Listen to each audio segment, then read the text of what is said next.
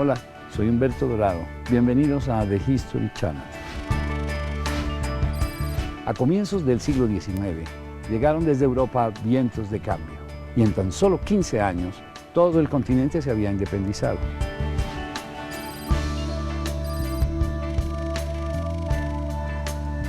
Pero más allá de lo que cuentan los libros o lo que muestran los museos, siempre hay relatos escondidos, historias ocultas en la jungla de cemento. Y hoy vamos a descubrirlas.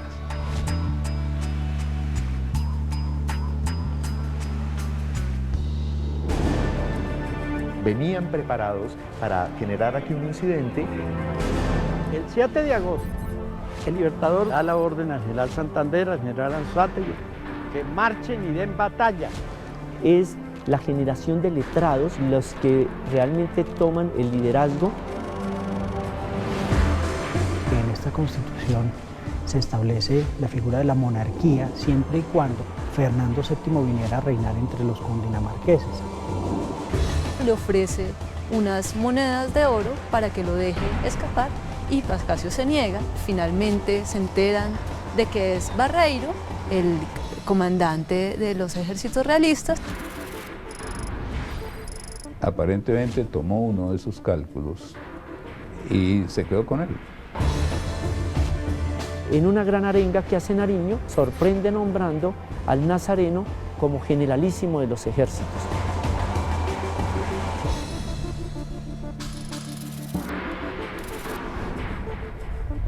Bogotá, denominada la Atenas Suramericana, es la capital de Colombia y está situada en el centro del país. Fue fundada por don Gonzalo Jiménez de Quesada el 6 de agosto de 1538 y en 1717 fue designada como la capital del Virreinato de la Nueva Granada. Esta ciudad fue escenario de los acontecimientos que culminaron el 20 de julio de 1810 con el llamado Grito de la Independencia, primera gesta libertaria de la historia de Colombia. Hay unos contextos que están relacionados con el Virreinato de la Nueva Granada y con una situación en España en particular. Uno que es determinante y es la invasión napoleónica en 1808. Ese es un punto que genera una enorme inestabilidad en la península, en lo que se denominaría la madre patria.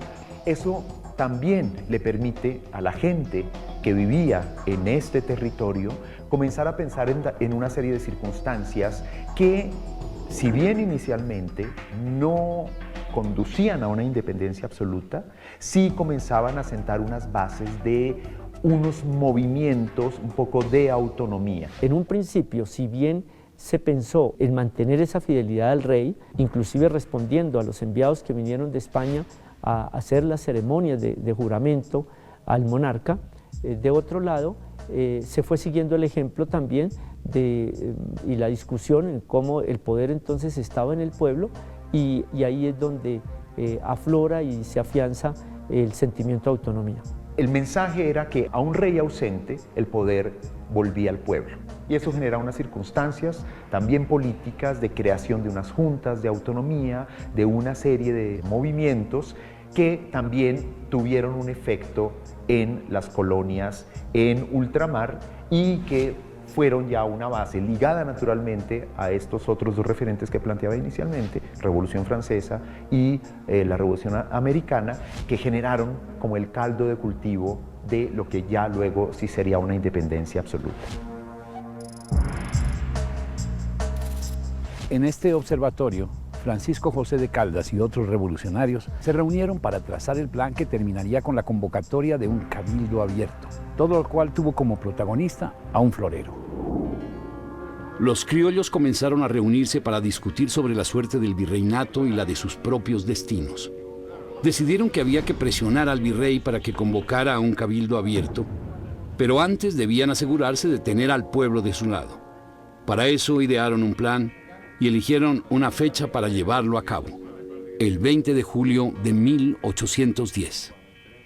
Aquí, donde se ve esa ventana, fue el lugar donde se hicieron las reuniones secretas para cuadrar todo el complot para hacer el grito de la independencia. Se precipitan estos hechos con los planes que se trazan en la noche del 19 de julio en la reunión en este observatorio astronómico, obedeciendo a que el día viernes era día de mercado en la Plaza Mayor. Se asignaron papeles, quién iba a hablar con el virrey, a pedirle que convocara un cabildo y que permitiera la participación de otras personas.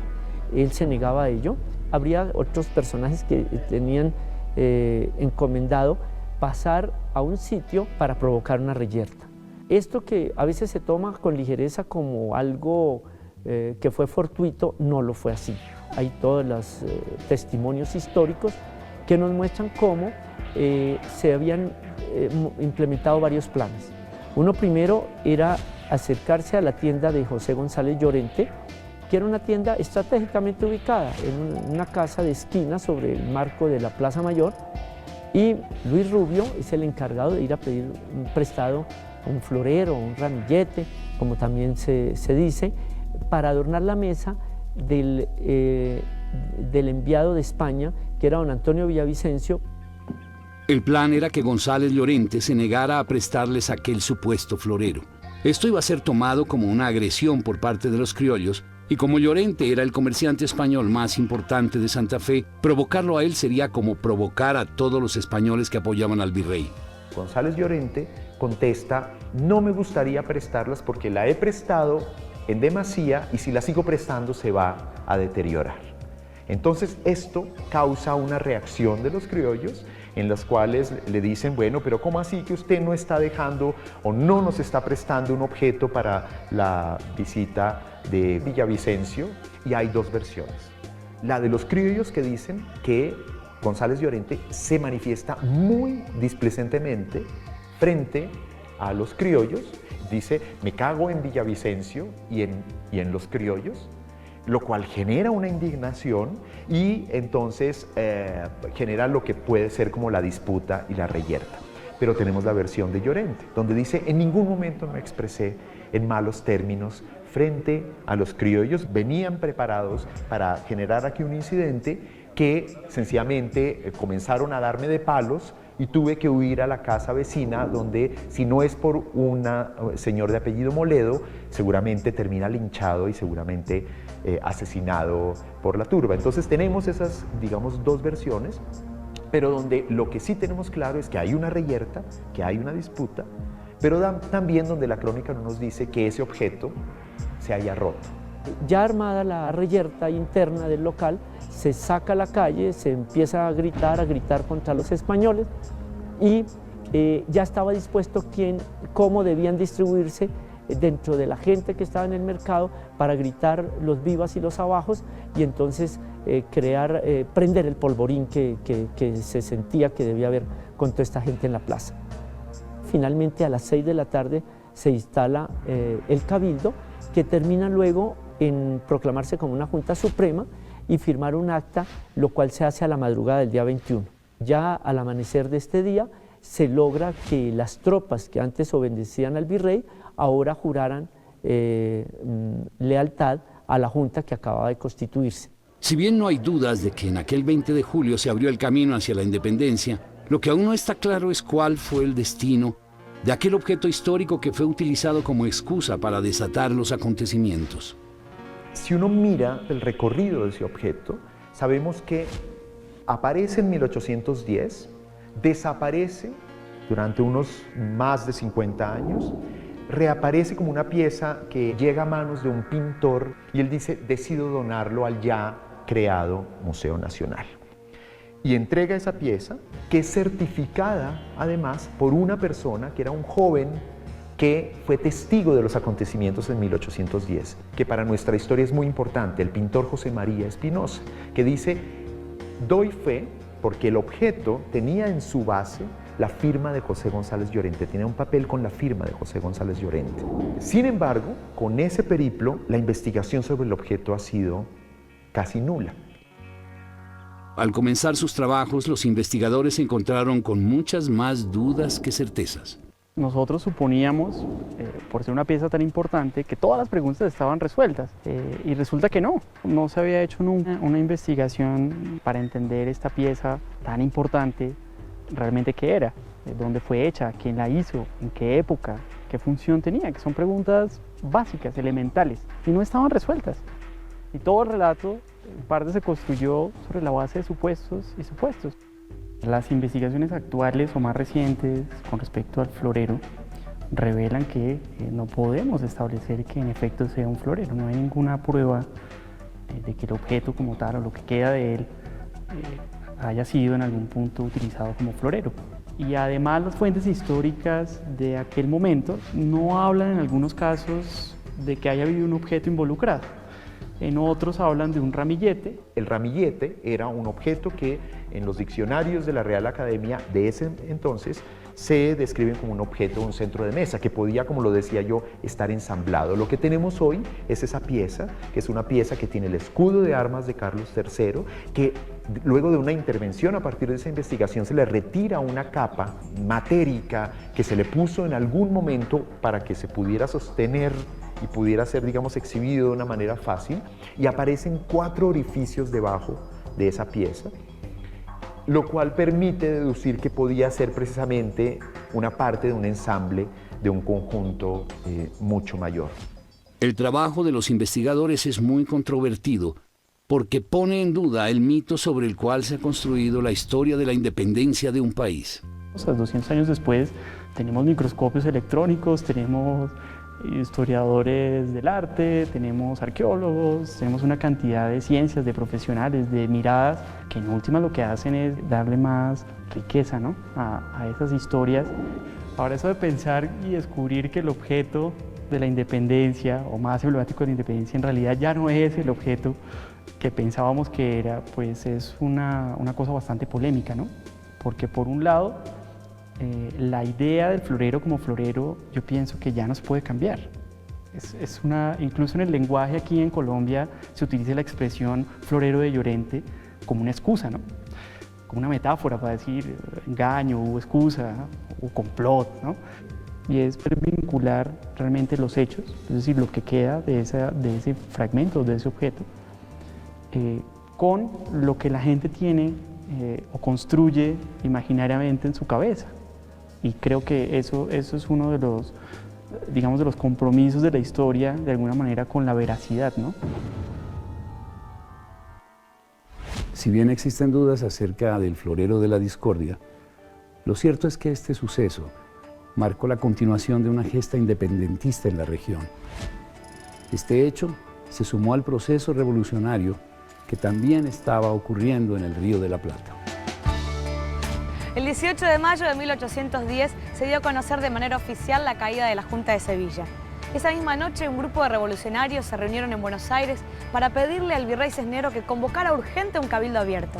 Y así comenzó la llamada Semana de Mayo, que terminó el día 25 con la renuncia del virrey y con la conformación de la primera Junta de Gobierno.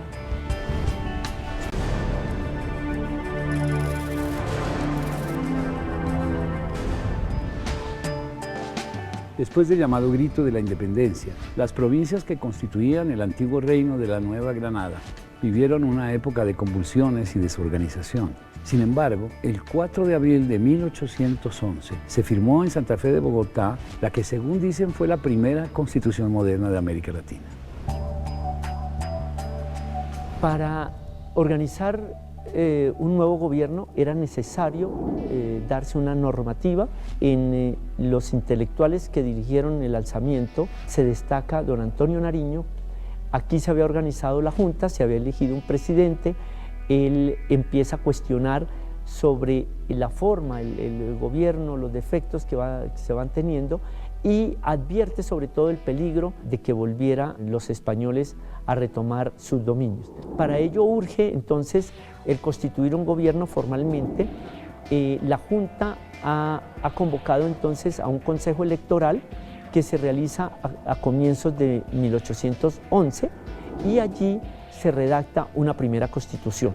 El Colegio Electoral Constituyente del Estado de Cundinamarca estaba formado por los dos sectores que se disputaban el poder en aquellos años, los centralistas y los federalistas. Los centralistas y los federalistas, de acuerdo, pues tendrán una visión distinta de cómo ha de ser ese nuevo Estado que surgiría como consecuencia de esa Constitución. Tal es así que Jorge Tadeo Lozano, primer presidente federalista, que miraba a la Constitución norteamericana como ejemplo a seguir, es contestada con una visión más centralista por Nariño, que a la postre le dará una especie de golpe de Estado, una especie de derrocamiento para colocarse él como presidente. El primer borrador que se hace en 1811 de la Constitución cundinamarquesa es una copia de la norteamericana, es el ejemplo a seguir, quizás por haber sido una revolución más tranquila, menos violenta de lo que en el imaginario de los ilustrados, pero también de una parte importante de los que apoyaban la Constitución fue la Revolución Francesa. Aquel momento político era muy delicado debido a la incipiente independencia y a las luchas internas. Por ese motivo, los constituyentes debieron ser muy cautos a la hora de elaborar los artículos con los cuales construirían aquella Constitución. En algunos momentos se puede ver que es contradictoria, porque es republicana pero también monárquica, que es una contradicción en sí mismo, pero que en aquella época sirvió para que en un momento convulso en el que no se sabía cuál iba a ser la reacción de España, pero tampoco de las otras grandes potencias con respecto a esta Constitución, pues cubrirse las espaldas, no romper del todo, no fueran acusados de un rompimiento fanático total. Realmente lo que se buscaba era desconocer la Junta de España, pero no al monarca, tanto que en esta Constitución se establece la figura de la monarquía siempre y cuando Fernando VII viniera a reinar entre los cundinamarqueses. Pero aquí hay ciertas trampas, ¿no? En el caso hipotético de que el rey no pudiera venir a estas tierras, delegaba en un presidente las funciones de gobierno. Este sería Jorge Tadeo Lozano como primer presidente. O sea que en esa Constitución se sabía que el rey no iba a venir. Aún así no había rompimiento total con España. Y mientras esto sucedía, el vizconde de Pastrana, Jorge Tadeo Lozano, primer presidente también de la independencia, fue objeto de burla por parte de algunas publicaciones que se hicieron en Cartagena, quienes hablaban de el Jorge Tadeo I de Cundinamarca. Esta Constitución contenía además algunos artículos que aún hoy llaman la atención si se tiene en cuenta la época y el contexto en el que fue promulgada. Había división entre los tres poderes del Estado. Se reconocía la religión católica como la religión del Estado. Y eso, a pesar de que había una parte importante de los signatarios de la Constitución que eran masones, ¿no? Además marcaba algunas limitaciones al rey, ¿no? Pues se decía que no podía nombrar un tercero él de manera unilateral, o que no podía abdicar en otro personaje, no podía hacerlo. Abolía todos los títulos del monarca español. No podía ni siquiera Fernando VII llamarse Fernando VII de Castilla e Indias, como era su título oficial, ni tener en consideración los títulos históricos de la corona española, es decir, rey de Jaén, de Algeciras, de Sevilla, sino únicamente denominarse rey de Cundinamarca. Sin embargo, lo que pocos saben es que la de Cundinamarca fue la primera constitución de Hispanoamérica. Es la primera constitución de América hispana, porque desde el punto de vista cronológico así lo es, e incuestionable. Recordemos que es incluso anterior a la famosa Constitución española de 1812. Para mí el punto más paradigmático de la Constitución de Cundinamarca es que marca las pautas del rompimiento total con la madre patria, en este caso la metrópoli española. Digamos que ha sido el referente y la chispa que ha abierto la plasmación por escrito de las ansias independentistas, no solo de Cundinamarca, pero sí siendo génesis, sino de toda América hispana de aquella época. Sin embargo, aquella Constitución no alcanzó para que los patriotas lograran una verdadera unión. Fue así que entre los años 1810 y 1816 se desató una lucha armada entre federalistas y centralistas. En esta etapa reinaron el caos y la división. De lo que se trató ese periodo es de un periodo de un poco de confusión ideológica, un poco de confusión en el ámbito político. ¿Cómo entender uno la Primera República o la llamada Patria Boba? Aunque algunos historiadores hablan de la mal llamada Patria Boba. Tenemos que entender primero, es un término que no fue acuñado por la historiografía, como muchos han de pronto malentendido. El término obedece a una publicación, La Bagatela, de Antonio Nariño, donde se refiere a ese periodo de 1810 a 1816 como la Patria Boba. Obedece también a que se fueron a las armas, unos contra otros, centralistas contra federalistas. Es la generación de letrados los que realmente toman el liderazgo, quienes a su vez no tenían experiencia en administración del gobierno ni habían proyectado cuál sería el sistema que se iba a instituir, sino que aquí se empiezan a cruzar una serie de intereses de unos y otros de estos criollos y afloran sí esas dos líneas que se conocen como la de los centralistas y los federalistas. Los centralistas, al mando de Nariño, concentraron su poder en Santa Fe de Bogotá, mientras que los federalistas, liderados por Camilo Torres, estaban asentados en Tunja. Lo que pocos saben es que en esta disputa uno de los ejércitos contaría como líder entre sus filas al Jesús Nazareno. Se entra así pues en una pugna interna donde ni uno ni otro cedían y los federalistas buscan entonces tomarse a Santa Fe a finales de 1812, en el mes de diciembre ya la tienen rodeada. Nariño entonces organiza la defensa de la ciudad. Para defender la ciudad, Nariño necesitó reclutar milicianos entre los habitantes de Santa Fe. Entonces recurrió al fervor religioso que estos tenían hacia el Jesús Nazareno. Él, que era amigo de los frailes agustinos, le solicita en préstamo esta imagen y la saca a la plazuela que había frente al templo.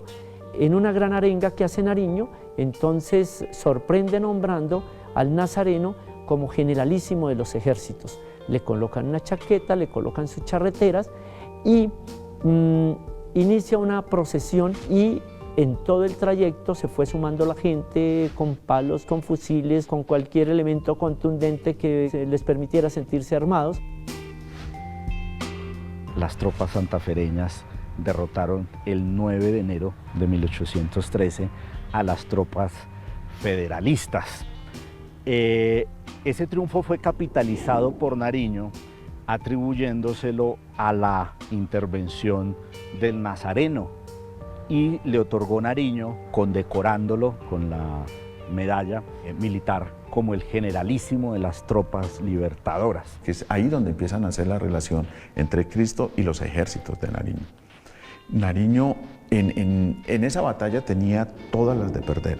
Era mucho más fuerte y mejor organizado el ejército de las Provincias Unidas. Sin embargo, ante una derrota que era esperada y que no sucede, empiezan a buscar, por supuesto, explicaciones. Y una de esas explicaciones empieza a ser de carácter milagroso. Pero aquel día la intervención divina a favor de los centralistas no estaría solo representada por aquel Jesús Nazareno. Lo que queda en la crónica es que una mujer muy bella de vestido azul se pasea entre las dos líneas, protegiendo, por supuesto, a los defensores de la ciudad.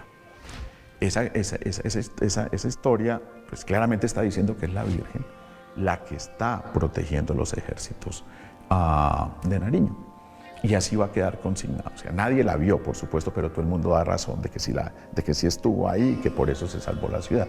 En otras palabras, el mensaje empieza a estar muy claro. Nosotros somos realmente los protegidos por Cristo y la Virgen. Y los otros, o sea, Tunja, las Provincias Unidas, que son católicas, pero de todas maneras no tienen la protección directa de la Virgen. Lo que pocos saben es que el deporte también tuvo su lugar durante aquellos años difíciles, pero no fue utilizado como una estrategia para la guerra, sino para la paz. Se cuenta que a una de las cosas que se acudió fue a realizar un partido de turniqué entre centralistas y federalistas como una fórmula pues, de llegar a decidir un enfrentamiento de ideas, entonces de definirlo por un partido de turniqué que hoy se conoce como el tejo, que está declarado como el juego nacional de Colombia. Entonces la gente siente que bueno, que si en el juego se encuentran y se pueden hacer las paces y con una apuesta se pueden definir las cosas, pues ¿por qué no acudirlo a ello ya que de otra manera no se puede y más bien evitar el costo de vidas?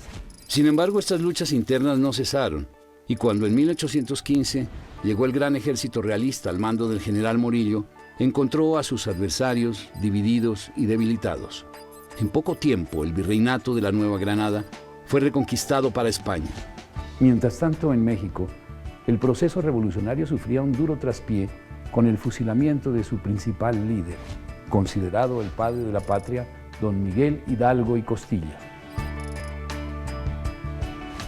A las 7 de la mañana del 30 de julio de 1811, el cura Miguel Hidalgo y Costilla es escoltado hasta el sitio de su ejecución. antes de partir al paredón, repartió dulces entre los integrantes del pelotón y les otorgó su perdón. Sin embargo, con su muerte, el movimiento independentista no se apagó y muchos otros patriotas continuaron con su lucha.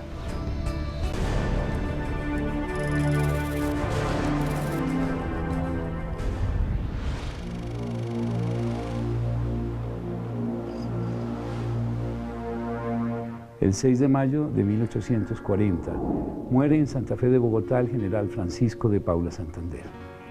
Durante su autopsia le fueron extraídos 20 cálculos de su vesícula.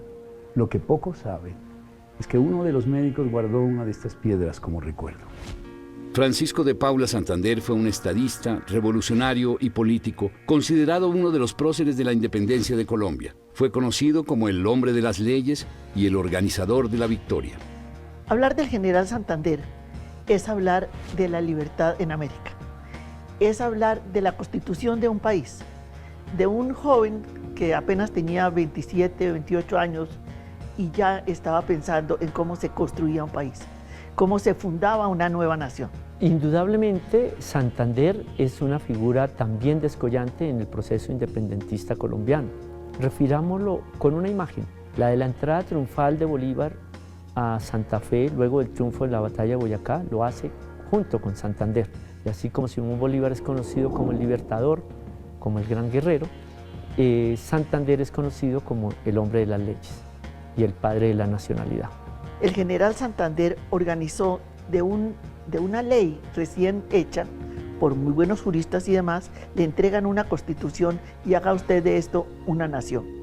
Y lo hizo.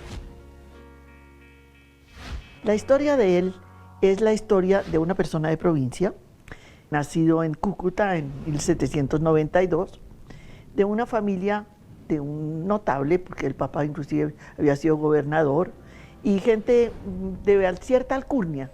A los 13 años, Santander viajó a Bogotá y entró en el exigente colegio de San Bartolomé.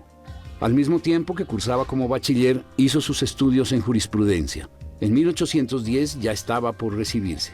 Cuando se precipitan los hechos de 1810, Santander era un joven estudiante que desde luego hizo parte de todos aquellos jóvenes que salieron a apoyar este derrocamiento de la autoridad española. Sale el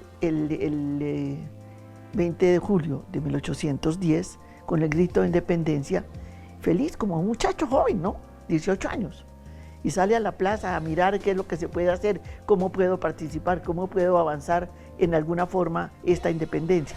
En los primeros años, luego de la Revolución, Santander apoyó la causa federalista y colaboró en la guerra contra las fuerzas centralistas de Cundinamarca. Fue herido y tomado prisionero. Sin embargo, Nariño lo liberó y lo envió a servir a Simón Bolívar en la campaña del norte. El proceso para lograr la independencia total y que se organiza en los llanos orientales se da dentro de un entendimiento de Bolívar y Santander. Ahí empieza para mí el Santander organizador. Lo primero que hace es organizar un ejército, por eso se lo considera creador del ejército de Colombia. En 1819, Bolívar se convirtió en el presidente de la Gran Colombia y nombró a Santander como su vicepresidente. Sin embargo, fue Santander quien se encargó del gobierno mientras que el Libertador estaba ausente luchando contra los españoles. Entonces le dice Bolívar a Santander, usted queda encargado de organizar la nación. Y la organizó. A pesar de tener diferentes personalidades, Bolívar y Santander se complementaban.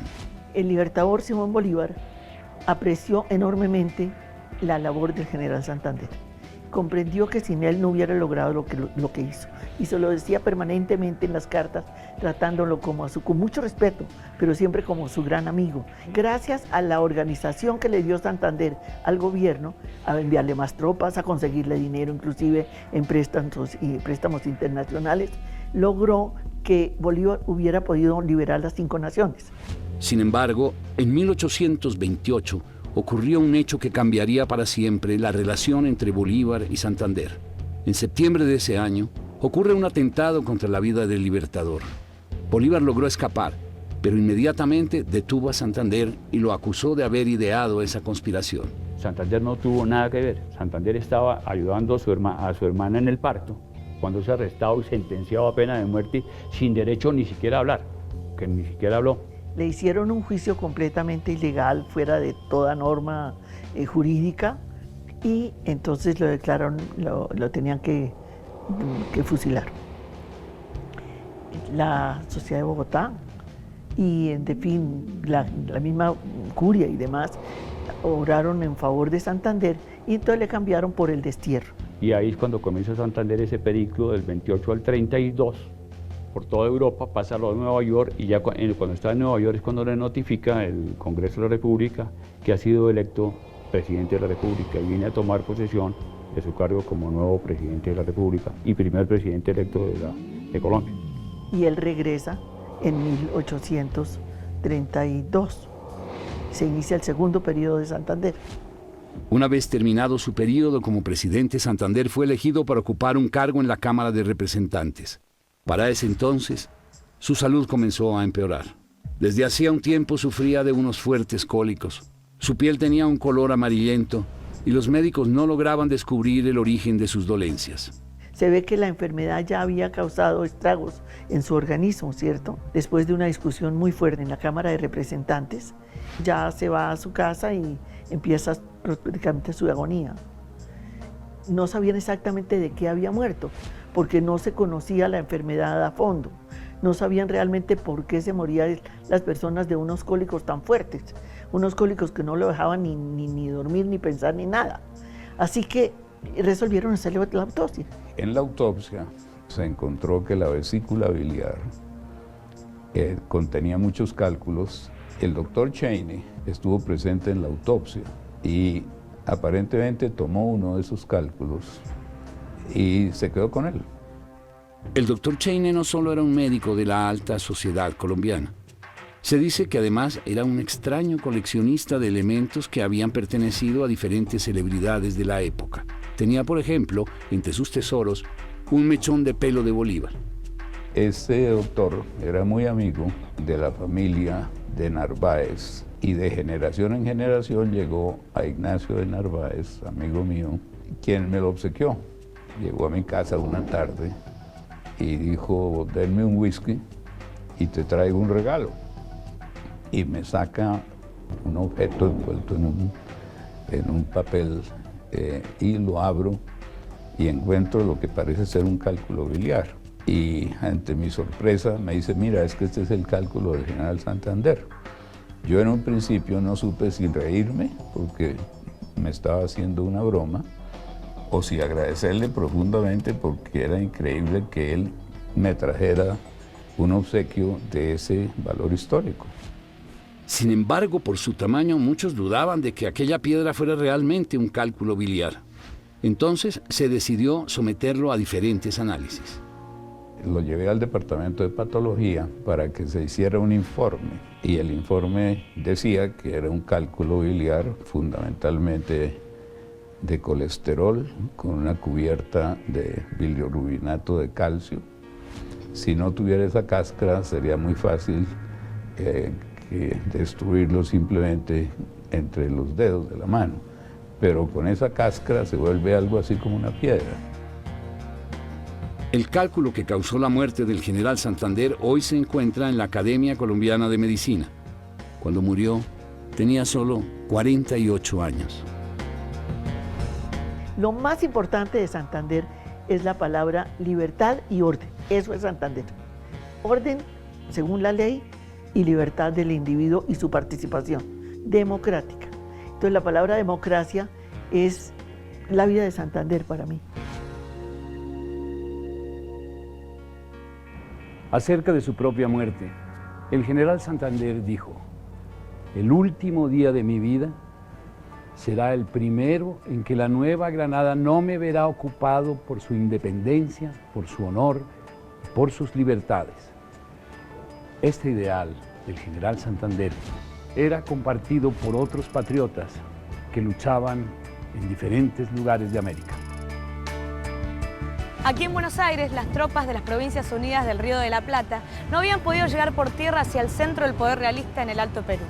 El general José de San Martín propone un plan alternativo: atravesar los Andes, afianzar el dominio sobre Chile y lanzar un ataque decisivo sobre el Perú. El cruce de los Andes es considerado aún hoy una de las mayores hazañas de la historia militar universal.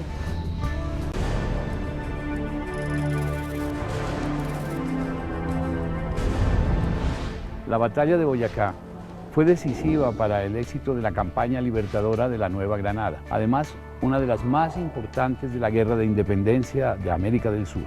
Lo que pocos saben es que al intentar huir, el general de las tropas realistas fue apresado por un niño soldado de tan solo 12 años. En el año 1818, la situación comenzó a favorecer a los patriotas. Mientras que Santander y Bolívar unieron sus ejércitos, las tropas realistas se debilitaron y no recibieron refuerzos desde España. Fue el momento de atacar. Bolívar entonces cruzó la cordillera por el páramo de Pisba para cortarle el camino a los realistas que debían llegar a Santa Fe para reagrupar sus fuerzas. El ejército de Bolívar venía bastante maltrecho por el paso del páramo de Pisba. Era un ejército realmente con poco armamento, formado también por muchos negros a los que se les ha prometido la libertad después de que se consiga la independencia.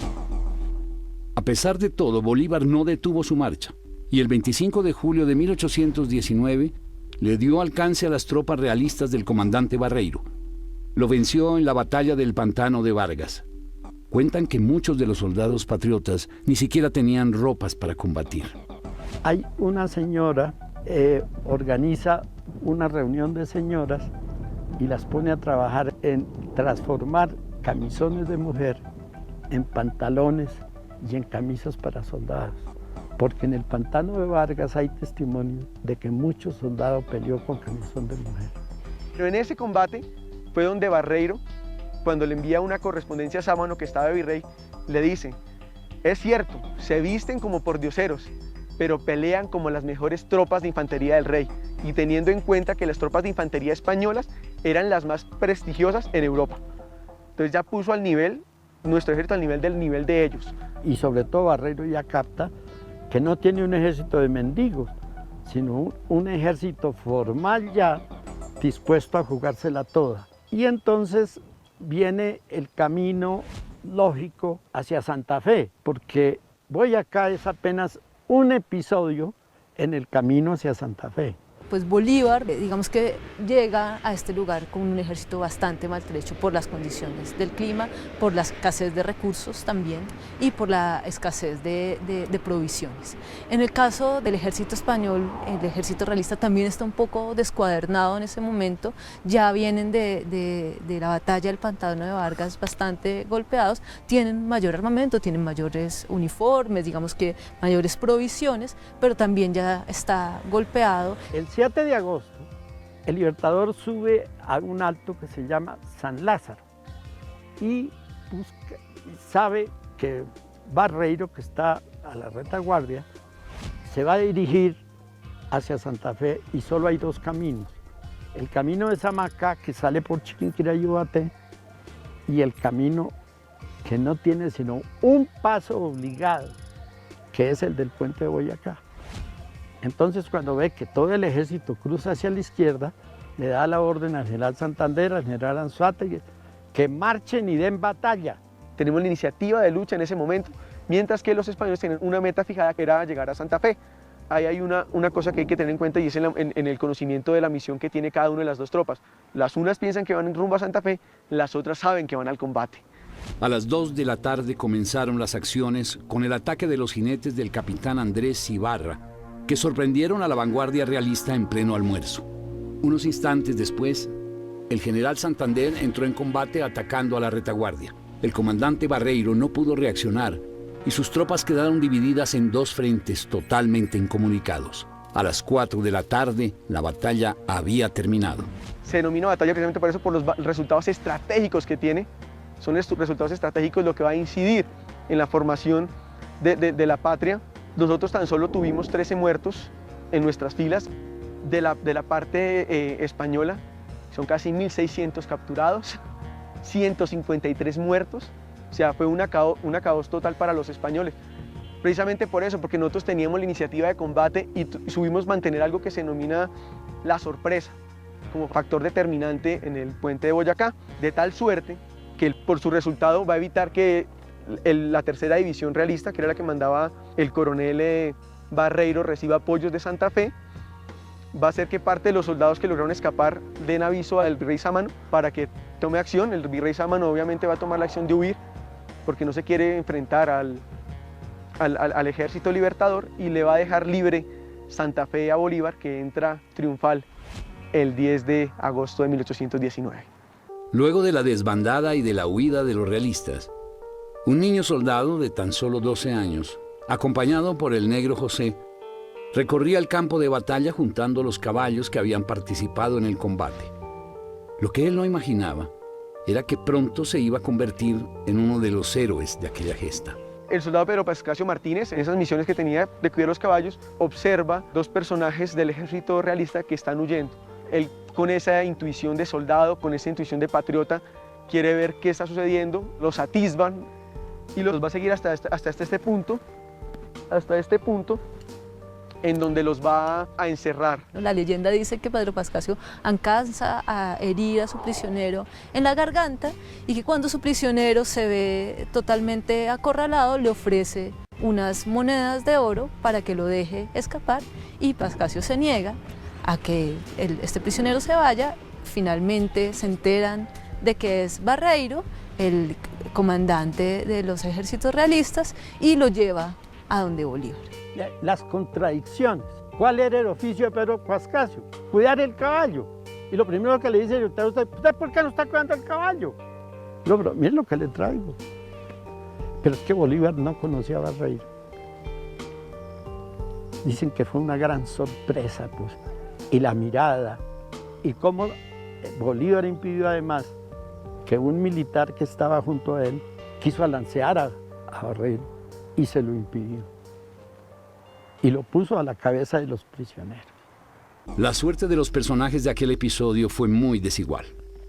El comandante Barreiro, de 27 años, junto con otros 38 camaradas, fue fusilado por Santander, mientras que el niño Pedro Pascasio Martínez fue ascendido y se le asignaron 100 pesos como recompensa por su acto heroico.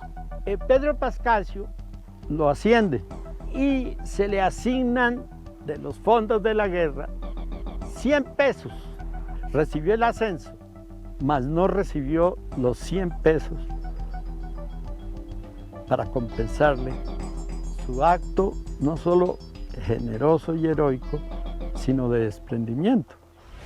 Es singular y es ejemplo aún en nuestras tropas. Nosotros en nuestra formación militar tomamos como ejemplo de moralidad, de respeto, de honor, de honradez, la figura de Pedro Pascasio Martínez, que se convirtió en un símbolo para nuestro ejército.